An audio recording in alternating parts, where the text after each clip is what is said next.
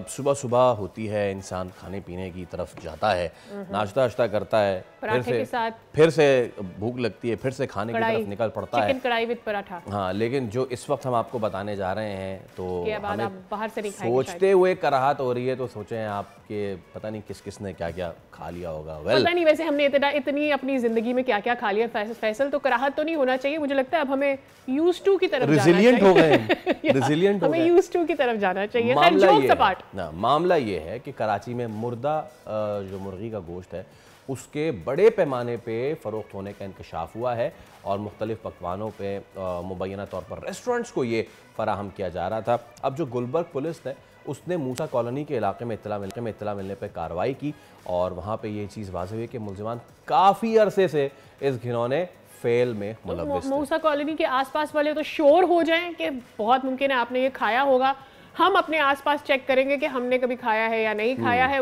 ये एक संगीन मसला है, इससे बहुत सारी बीमारियां हो सकती हैं। आपको नहीं पता कि उस मुर्गी को क्या बीमारी थी, वो क्यों ज़िबा किए बगैर मरी हुई को आपने खा लिया और हम सब ने खा लिया। तो इस पर ज़रा बात कर लेते हैं कि जो कार्रवाई की गई है इसमें क्या पता चला है और मैं क्या कराची से एक्सपेक्ट करूँ, इस पर मजीद क्या किया जाएगा ताकि इस तरह से लोगों को ना बेवकूफ़। Deputy director vigilance Sindh food authority हमारे साथ मौजूद हैं, बासित अब्बासी साहब, बहुत शुक्रिया आपका sir. Very good morning to you as well. ये हमारे लिए बड़ा तकलीफदेह है सुनकर। ठीक है, जोक्स अपार्ट हम ये बात कर देते हैं, मजाक में उड़ा देते हैं, कई दफ़ा चूहे के गोश्त की बात करते हैं, मुर्दा चिकन की बात कर लेते हैं, लेकिन ये एक कांस्टेंट मसला है पिछले 10 सालों से। जब से हम देख रहे हैं इस तरह के वाकयात होते चले जा रहे हैं, क्या कर रहे हैं हम इनके तदारुक के लिए? सबसे पहले good morning to you and thank you so much कि आपने मुझे लाइन पे लिया। और ये हमारी कार्रवाई जो है, हमारे जो डिस्ट्रिक्ट की टीम है सेंट्रल की, उन्होंने यानी कि सबसे पहले पुलिस वालों ने इस चीज़ को पॉइंट आउट किया और उसके बाद सिंध फूड अथॉरिटी ने इसको टैकल करके उसकी सारी चीज़ें चेक करके और प्रॉपर कोडल फॉर्मेलिटीज पूरी करके डॉक्यूमेंटेशन वाली, और उसके बाद हमने फिर इसको डिस्कार्ड किया है। ये तकरीबन 80 केजी हमें ये यानी कि ऑलमोस्ट मिला था ये चिकन का। और ये बेसिकली आप ये कह भी सकती हैं कि मुर्दा चिकन भी है, लेकिन जब हमारी टीम ने वहाँ इंस्पेक्ट किया इस चीज़ को तो बिल्कुल फंगस लगा हुआ था और उसमें बहुत गंदी स्मेल थी, जो यानी कि बंदा बर्दाश्त के काबिल बर्दाश्त बिल्कुल था ही नहीं। अच्छा, करीब 2 मन के करीब ये मिला है। कुछ ये हम आइडेंटिफाई कर पाए बासित साहब, कितने अरसे से ये काम कर रहा था? देखें, ये तो अब ये हमें कंफर्म तो नहीं है कि कितने अरसे से चल रहा है। तो पुलिस ने जैसे हमें पॉइंट आउट किया तो हमने फिर फौरी तौर पे ये एक्शन उठाया था।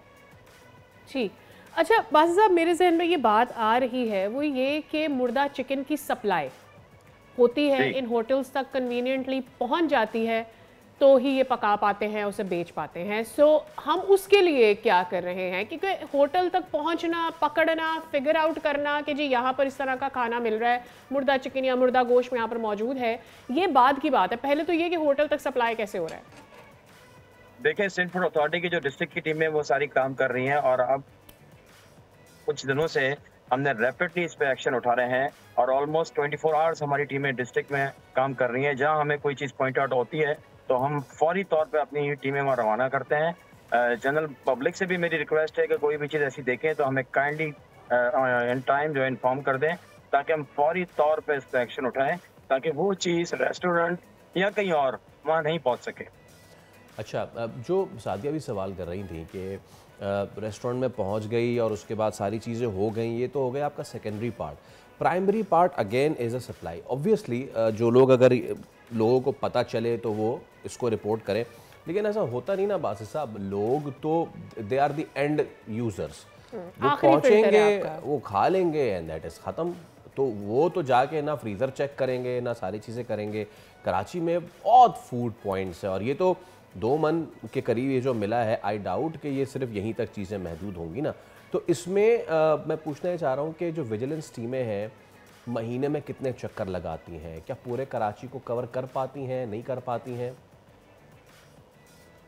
देखिए, विजिलेंस टीम रैंडमली किसी भी डिस्ट्रिक्ट में हम लोग विजिट कर लेते हैं, लेकिन हमारी टॉप प्रायोरिटी ये होती है कि जहां हमें थोड़ी बहुत शको शुबात हो और यहाँ कोई भी शिकायत हमें मौसूल हो तो हम उस एरिया को खास तौर पे विजिलेंस टीम जो है वो टारगेट करती है।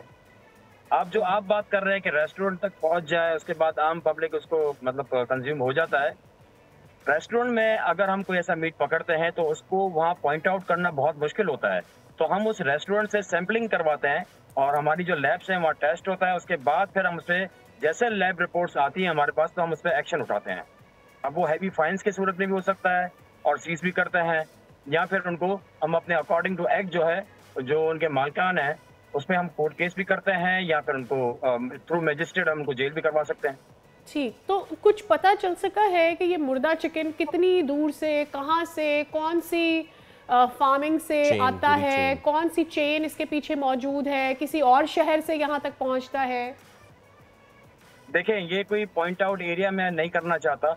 उसकी वजह यह है कि देखें, अगर किसी के पास पोल्ट्री फार्म है और वहाँ अगर वो उनकी किसी भी बीमारी के तहत चिकन उनकी या मुर्गियाँ मर जाती हैं तो वो ये चीज़ फिर सप्लाई करते हैं कैसे, यानी कि बहुत सारे अपने तरीके से।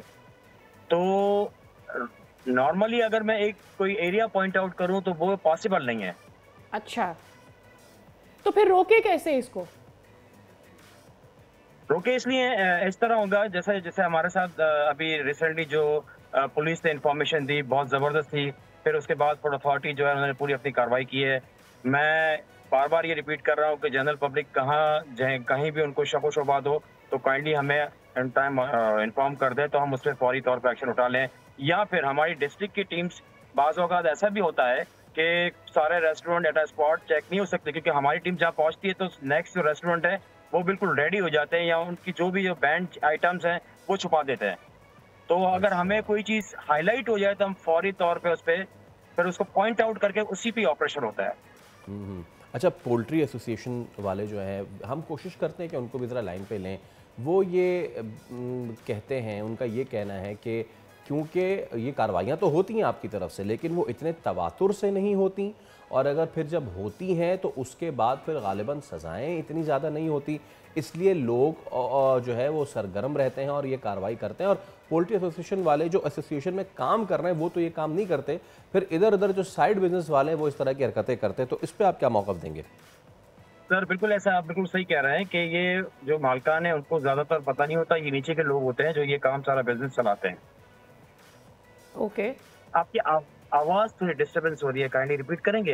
हाँ, मैं ये कह रहा हूँ कि पोल्ट्री एसोसिएशन वाले ना वो ये कहते हैं कि क्योंकि सिंध फूड अथॉरिटी की वालों की तरफ से कार्रवाई होती है लेकिन इतनी सख्त नहीं होती, जिसकी वजह से फिर इस तरह के काम होते हैं। तो उस पर आप क्या कहेंगे?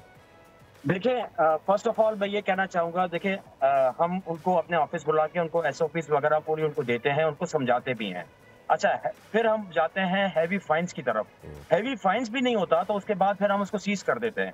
सीज करने के बाद वो मालिकान खुद आते हैं हमारे ऑफिस और एग्रीमेंट वगैरह जो भी लिख के देते हैं, एक कसमनामा होता है, वो लिख के फिर हमें वो कहते हैं कि हम आइंदा ऐसा नहीं करेंगे, या उन लेबर्स के खिलाफ वो एक्शन उठाते हैं या जो भी चीज़ें होती हैं।